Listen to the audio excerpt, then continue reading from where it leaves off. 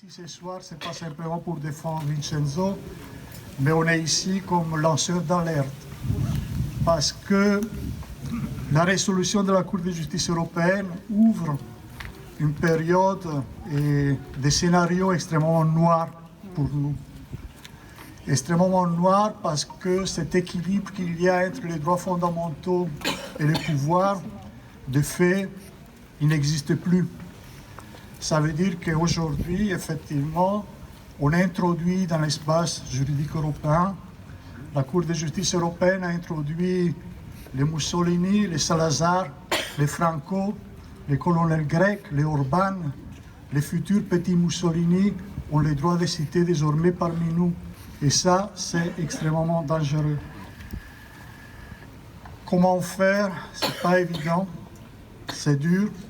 Mais le 10 octobre, la Cour de cassation à Paris peut encore décider, dans un sursaut d'intelligence, peut-être de dignité, peut encore décider effectivement de ne pas adhérer à cette logique de petits technocrates qui effectivement voudraient qu'une femme polonaise hébergée en France, par exemple, parce qu'elle a avorté, elle soit renvoyée chez elle, ou parce que quelqu'un qui a manifesté soit renvoyé chez lui.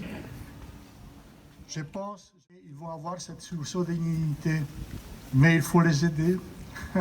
Et ça, c'est nous qu'on peut les aider, c'est nous qu'effectivement qu'il faut qu'on trouve les pistes, les moyens, les personnes qui vont nous écouter et qui vont effectivement permettre, si tu veux, de garder quelqu'un qui c'est un être cher, qui risque 12 ans de prison pour avoir manifesté il y a 21 ans, en après-midi, contre les puissants de ce monde.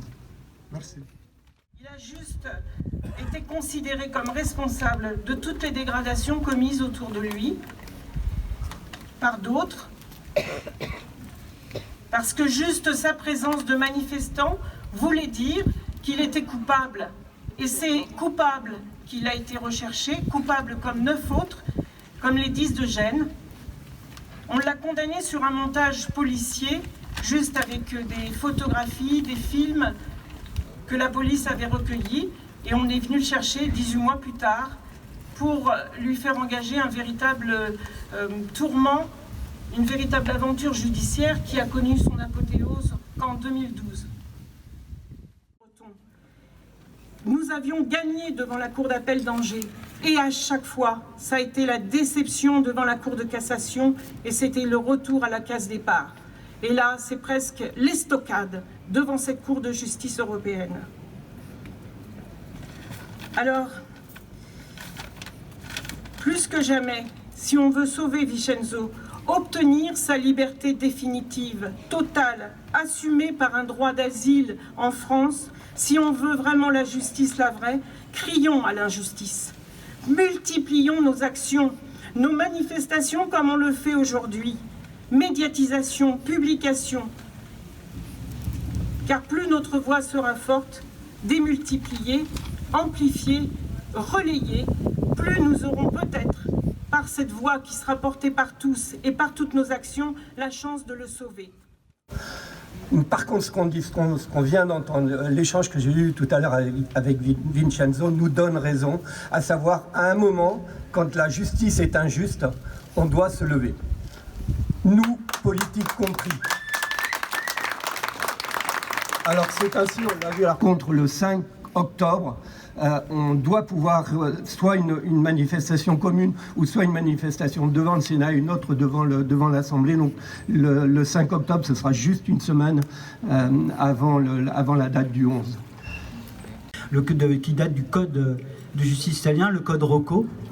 Et ce concours moral, cette loi, elle sévit encore aujourd'hui en Italie, et elle est en train de rentrer. Elle est rentrée comme un cheval de Troie dans l'espace de justice européen, et elle est en train de rentrer dans l'espace de justice français. C'est un principe absolument à l'opposé du droit français. Le droit français est basé sur un principe fondamental, c'est le principe d'innocence. Je suis innocent, on doit prouver ma culpabilité.